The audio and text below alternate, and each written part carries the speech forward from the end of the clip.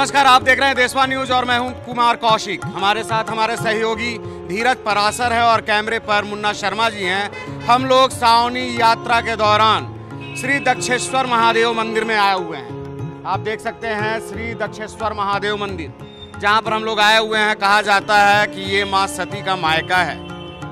माँ सती के पिता दक्ष राजा का ये घर था, जहां पर हम आए हुए हैं। दक्षेश्वर महादेव यहाँ पर विराजते हैं। चलिए हम दिखाते हैं, दिव्य दर्शन कराते हैं दक्षेश्वर महादेव का।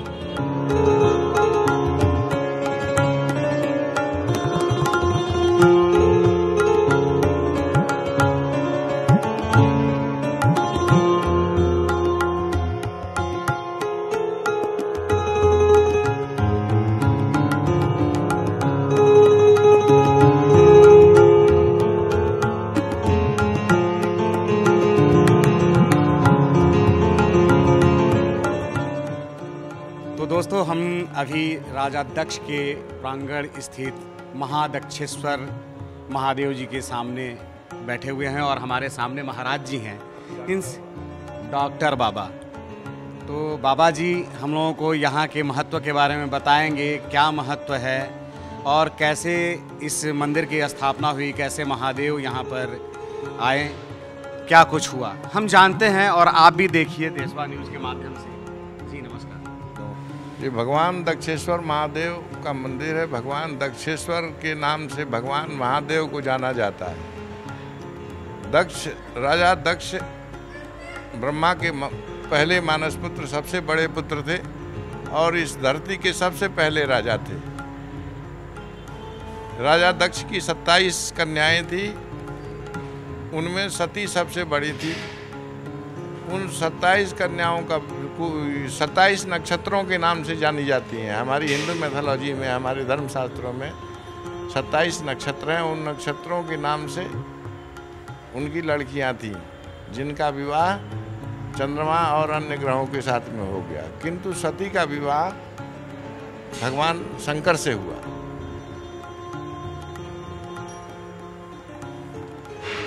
भगवान शंकर से महाराजा दक्ष विष्णु के भक्त थे और भगवान वो शैव नहीं थे, वो वैष्णव थे।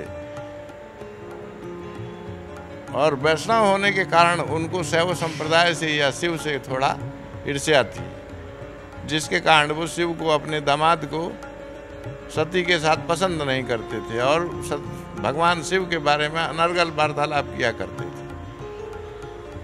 एक बार भगवान शिव ने, राजा दक्ष ने यहाँ पर इस भूमि पर, इसी कनखल भूमि पर, ये कनखल तीर्थ है।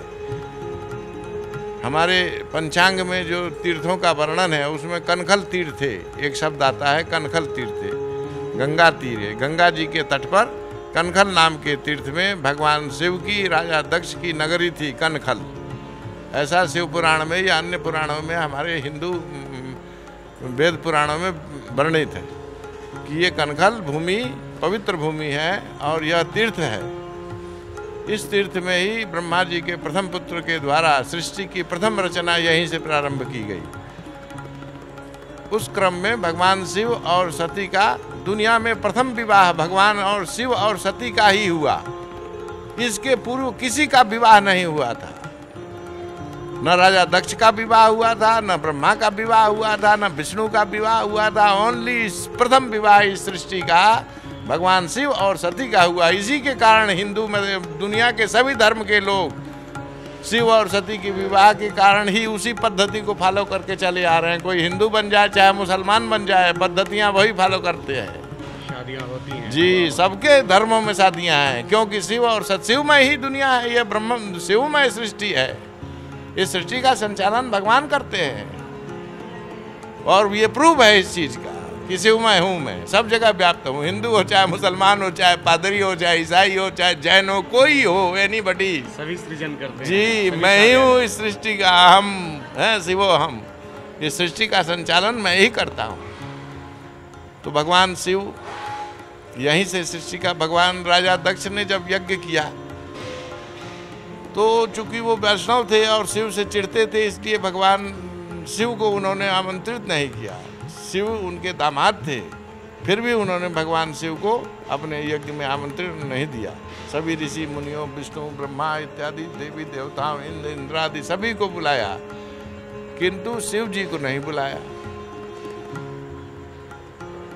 किन्हीं तरीकों से भगवती सती के पास ये सूचना पहुंच गई कि हमारे पिताजी माने उनके मायके में बहुत बड़ा यज्ञ होने जा रहा है।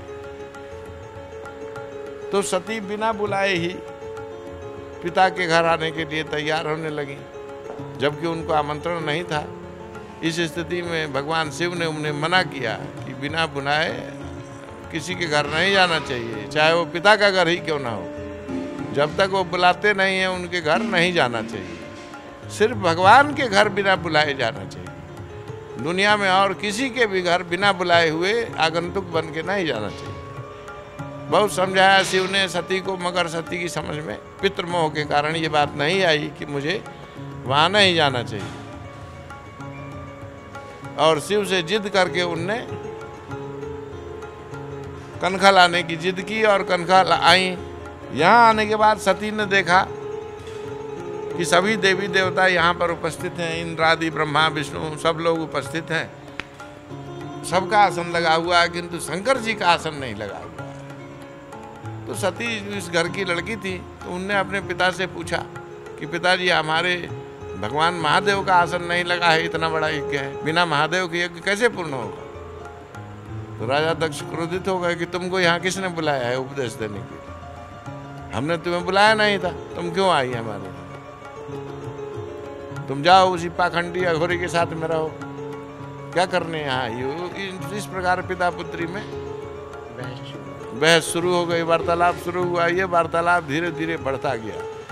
तो आपने अपने जीवन में ये महसूस किया होगा कि क्रोध करने से आदमी के शरीर की अग्नि बढ़ जाती है। जब बहुत ज़्यादा आपको कभी क्रोध आएगा जीवन में, तो आपके शरीर का तापमान बढ़ जाएगा। थर्मामीटर लगा के देख लेना, बिल्कुल होता ही है ना। तो हम साधारण इंसान के शरीर में या पशुओं के शरीर में भी जब क्रोध की सीमा चरम उत्कर्ष पर क्रोध पहुंचता है, तो उनके शरीर से पसीना आ जाता है, गुस्से में नहीं आ जाता है। काम, क्रोध, मद, मोह, लोभ, इन पांचों मकारों में लिप्त होने पर आपके शरीर में ऊष्मा का संचार ज्यादा हो जाएगा। रुपया भी ज्यादा दुख लोगे तो पागल हो जाओगे, गर्म हो जाएगा दिमाग, पागल जैसा हो जाएगा, तो गर्मी बढ़ जाएगी, तभी तो पागल हो जाएगा। तो भगवान शिव राजा दक्ष और सती के बीच में ये वार्तालाप चलता चलता इतना इस स्थिति में पहुंच गया कि सती को इतना ज़्यादा क्रोध आ गया भगवान शिव के बारे में अपने पिता द्वारा कहे गए कटु शब्दों के कारण, कि सती के शरीर का टेम्परेचर बहुत ज़्यादा बढ़ गया और उनके शरीर से आग निकलने लगी। जब शरीर से सती के आग निकलने लगी, वो स्थान है सती कुंड, जहाँ पे सती के शरीर से अपने आप अग्नि, क्रोधाग्नि से भगवती सती ने अपने शरीर को जलने लगी। तो शिव और सती अर्धनारीश्वर हैं भगवान शिव। आधा नारी, आधा पुरुष है और आधा स्त्री है। तो अगर आपकी दाहिने हाथ की पुरुष वाली उंगली को काटा जाएगा तो इधर वाले शरीर में भी दर्द होगा। काटा दाहिना जाएगा मगर बाएं में भी दर्द होगा। तो जब सती जलने लगी तो भगवान शिव को अपने आप कैलाश पे पता लग गया कि हमारे शरीर में कुछ हो रहा है, आधे शरीर में कुछ हो रहा है स्त्री तत्व।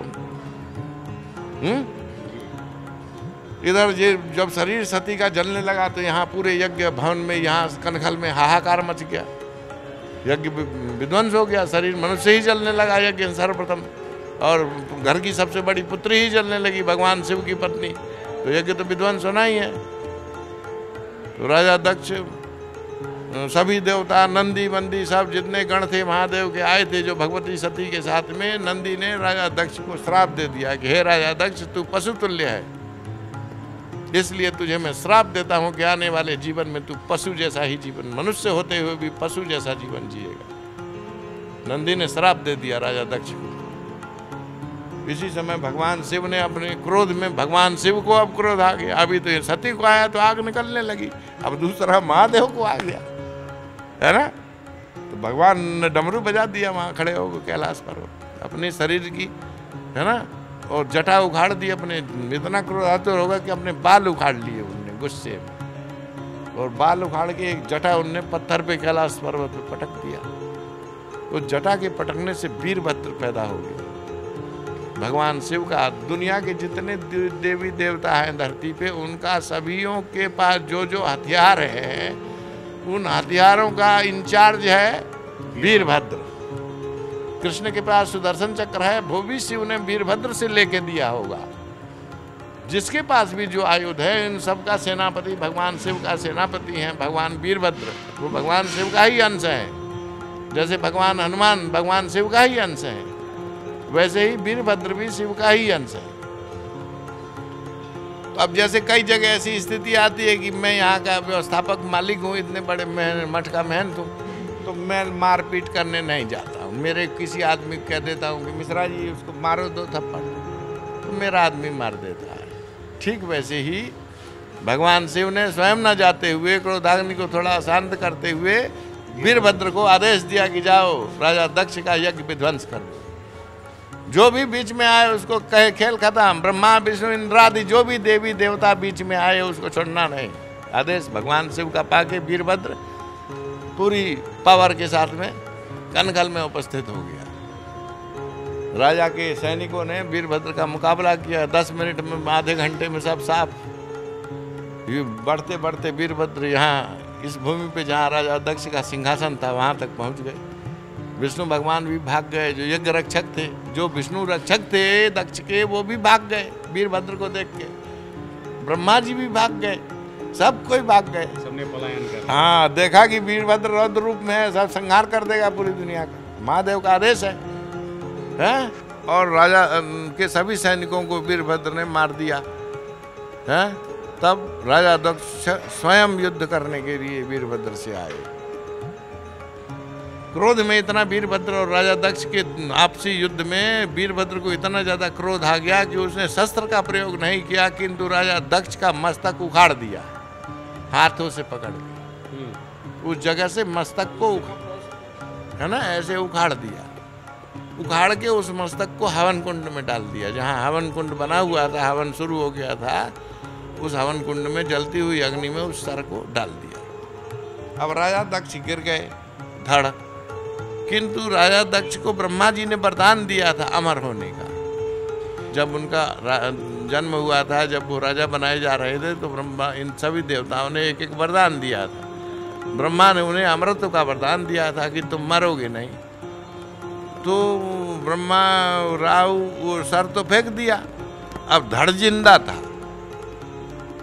है ना, धड़ में जान थी, गर्म था, वहीं पड़ा था यहीं।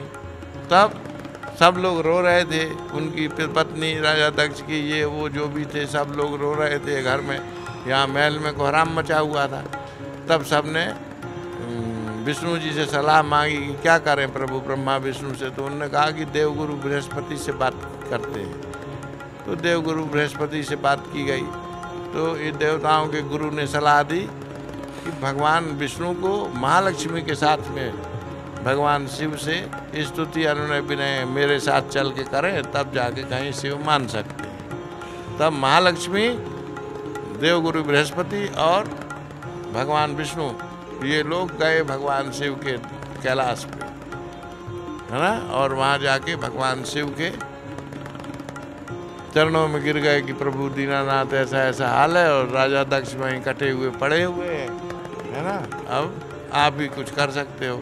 तो भगवान शिव दयालु हैं, उनसे ज़्यादा दयालु कोई देवता नहीं है। तो भगवान शिव फिर यहाँ आए लक्ष्मी जी के साथ। यहाँ आके उनने यहाँ का दृश्य देखा तो उनके ससुर जो है कटे हुए पड़े थे, उनकी सास उनके चरणों में गिर के रोने लगी कि बेटा तू आ गया, अब मुझे उम्मीद है कि ये जी जाएंगे।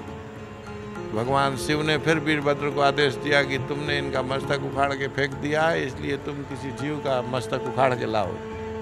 जो जीव तुम्हें प्रथम मिले उसका मस्तक उखाड़ लाओ। तो वीरभद्र यहाँ से जब चले तो उन्हें सबसे पहले एक बकरा मिल गया। तो उनने बकरे का सर और धड़ अलग कर दिया और ला के भगवान को दे दिया। भगवान ने वो बकरे का सिर उनके शरीर पर रख दिया। तब भगवान राजा दक्ष जब जीवित हुए और अपना सर देखा कि बकरे का लग गया है, तो बहुत दुखी हो गए। तो शिव जी के पैरों पे फिर पहली बार जीवन में भगवान शिव के चरणों में गिरे। हे प्रभु, शिव समान दाता नहीं, विपद विदारनहार, आपसे बड़ा दुनिया में कोई देवता नहीं है। मैं समझ नहीं पाया इतने दिनों तक, इसलिए मुझे क्षमा करें दीनानाथ। किंतु मुझे अब यहाँ राजा के रूप में नहीं रहना है, अब मुझे वानप्रस्थ में जाने की आज्ञा दें और आप यहाँ का व्यवस्था आप संभालें। तो भगवान शिव ने उन्हें वरदान दिए, उन्हें वानप्रस्थ में जाने का आज्ञा दिया और उन्हें वरदान दिया कि जाओ, आज से मैं यहाँ पर तुम्हारे इस कटे हुए धड़ के रूप में स्थित रहूँगा और तुम्हारे ही नाम से जाना जाऊँगा। श्रावण के महीने में सती की कमी को पूर्ण करने के लिए मैं श्रावण के महीने में यहीं पर निवास किया करूँगा। तब से भगवान शिव, 3/4 युग चल रहा है, भगवान शिव हर श्रावण को यहीं पे मौजूद रहते हैं। मैं यहाँ का व्यवस्थापक हूँ, 20 सालों से मैं यहाँ का भगवान का सेवा कर रहा हूँ। मुझे महसूस होता है कि यहाँ भगवान रहते हैं, वो सब कुछ वो ही चलाते हैं। तो श्रावण के महीने में भगवान शिव पे गंगा जल चढ़ाने से इस मंदिर में, चूँकि ये विशेष मंदिर है, ये विशेष भूमि है, दुनिया का प्रथम भगवान शिव का मंदिर है, इसलिए इस जगह पे भगवान शिव के ऊपर जलाभिषेक से भक्तों को उनकी मनोकामनाएं पूर्ण हो जाती हैं। उनको यहाँ आने पे शांति की अनुभूति होती है, भक्ति भाव से भर जाते हैं। ये भूमि ही ऐसी भूमि है, कनखल तीर्थ। तो ये मंदिर राजा दक्ष के नाम से दक्षेश्वर महादेव का मंदिर है, किंतु राजा दक्ष के ईश्वर का मंदिर है। राजा दक्ष के ईश्वर बाद में कौन बने? भगवान शिव। इसलिए महादेव राजा के नाम से, अपने ससुर के नाम से जाने जाते हैं।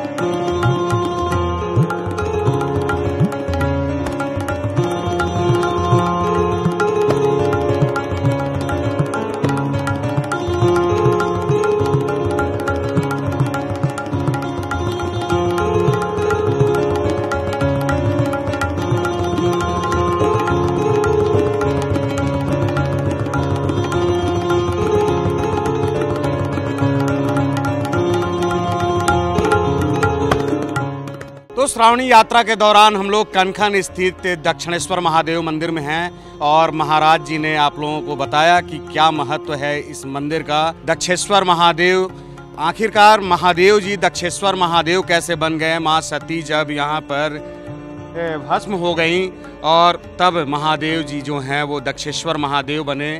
सारी कहानियों को आपने जाना, कथा को आप लोगों ने सुना। तो आगे भी देशवा न्यूज के साथ बने रहिए और ऐसे ही दिव्य दर्शन करते रहिए। यात्रा अभी निरंतर जारी रहेगा। कैमरे पर मुन्ना शर्मा जी के साथ हमारे सहयोगी धीरज परासर के साथ मैं कुमार कौशिक। नमस्कार। देशवा न्यूज पर वीडियो देखने के लिए लाइक करें, सब्सक्राइब करें, साथ ही बेल आइकन दबाना न भूलें।